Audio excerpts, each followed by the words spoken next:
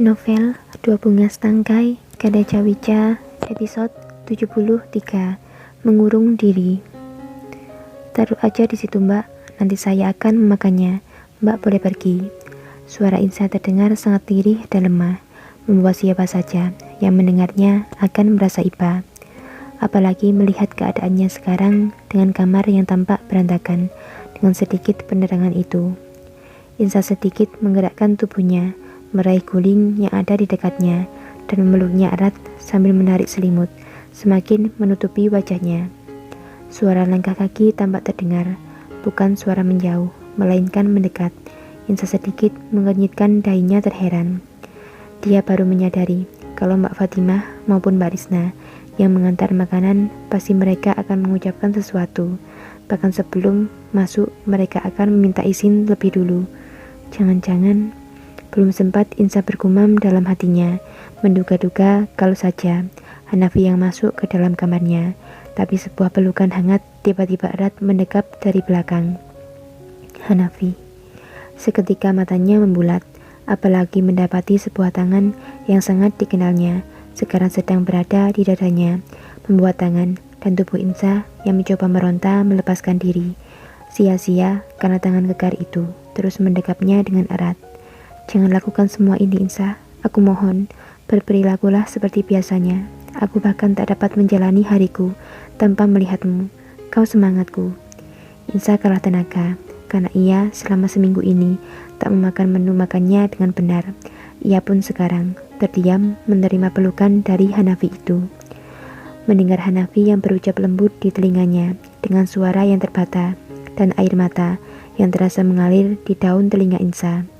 Insa tak memberikan reaksi apapun, dia hanya terdiam dengan pandangan kosong ke depan, bahkan tubuhnya sama sekali tak bergerak. Melihatmu seperti ini hanya akan membuatku semakin merasa bersalah Insa. Bangunlah, katakan padaku apapun yang kau mau, aku akan berusaha untuk memenuhinya. Kau ingin pergi berlibur beberapa waktu sendiri, kemana? Katakanlah, orang-orangku akan mengantarmu. Atau kau ingin uang, berapapun akan aku berikan Insa. Katakan Insa, apa yang kau inginkan? Jangan seperti ini, aku mohon. Katakan sesuatu Insa, aku mohon padamu. Daun telinga Insa semakin basah oleh air mata Hanafi. Sekarang air mata itu mengalir juga pada leher Insa. Insa mulai membuka mulutnya. Dengan lirih dan tertatih ia berkata, bahkan alasan untuk tetap hidup pun aku tak punya. Pergi. Hanafi semakin terisak mendengarnya, semakin mendekap erat tubuh yang masih terbalut selimut itu. Jangan katakan itu Insa, aku mohon. Pergilah dari kamar ini, itu akan membuatku lebih baik. Dengan tubuh yang semakin bergetar karena tangisnya, perlahan Hanafi melepas pelukannya, beranjak turun dari kamar tidur, dari tempat tidur itu, dan memandang cukup lama tubuh Insa yang sama sekali tak bergerak itu. Lalu ia segera melenggang pergi menutup pintu kamar itu pelan. Mendengar suara pintu yang tertutup itu, Insa pun menghela nafas panjang. Ia sama sekali tak menangis, matanya terasa panas, sudah lelah untuk mengeluarkan air matanya. Dalam seminggu ini, dia tak bisa tertidur dengan nyenyak. Dia lebih banyak terjaga di malam hari, hanya memandang nanar kamar yang sempat menjadi saksi bisu betapa cintanya Insa pada Hanafi. Insa pun menendang lirih selimut yang menutupi tubuhnya. Ia beranjak turun dari tempat tidurnya, berjalan ke sebuah cermin besar yang ada di sana. Ditatapnya bayangan dirinya dalam cermin itu. Insa tampak sangat kacau. Rambutnya terlihat acak-acakan, wajahnya yang pucat pasi. Di bagian matanya terlihat sedikit menghitam. Kelopak matanya juga tampak merah sembab. Insa meraba bahu di balik baju tidur yang bahkan tak diganti dalam 3 hari ini. Insa sedikit membuka baju di bagian bahu itu. Terlihat jelas tulang yang menonjol di sana. Tak makan dengan benar selama seminggu ini rupanya membuatnya banyak kehilangan berat badan yang sudah dijaganya beberapa bulan belakangan dalam menjalani masa program kehamilan. Insa hanya menghela nafas, lalu menutup bahu itu lagi dan berjalan terhuyung ke kamar mandi. Butuh waktu 2 minggu untuk Insa bisa beradaptasi lagi dengan semua keadaan yang ada. Setelah 2 minggu berlalu, dalam diamnya di dalam kamar, kini Insa mulai bangun dan membiarkan Mbak Lisna untuk membersihkan kamarnya lagi setiap hari. Insa mulai mau keluar dari kamarnya. Kadang dia terlihat duduk di taman menatap bunga-bunga di sana dengan tatapan kosongnya. Terkadang Insa memilih berdiam diri di balkon, menikmati hawa sejuk di sana sambil melihat ke arah langit luas. Selama itu pula, ia lebih banyak diam dan hanya bicara beberapa kata pada setiap orang yang ditemuinya. Sedangkan Hanafi tak berani mendekati Insa. Ia takut Insa mengurung dirinya lagi di dalam kamar. Hanafi hanya bisa menatap dan mengawasi Insa dari kejauhan. Melihat perubahan sikap dan tubuh Insa sekarang yang tampak semakin kurus, membuat Hanafi menjadi semakin merasa bersalah pada Insa. Dia terlihat meneteskan air mata beberapa kali saat sedang melihat Insa dari kejauhan.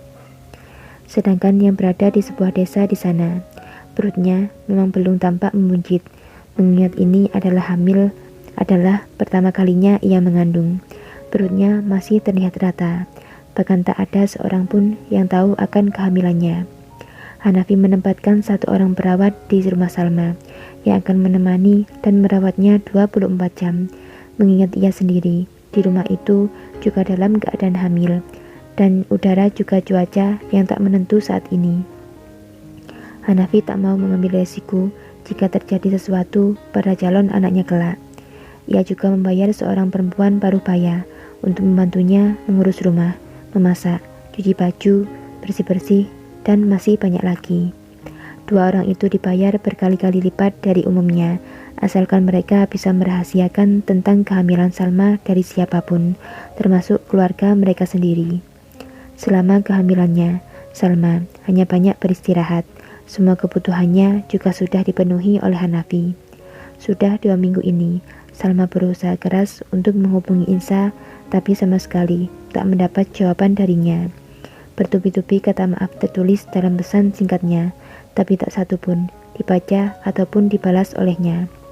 2 orang yang bekerja di rumah Salma juga bertugas untuk selalu menghibur Salma, agar keadaannya tak memburuk yang jelas bisa berpengaruh pada calon bayinya.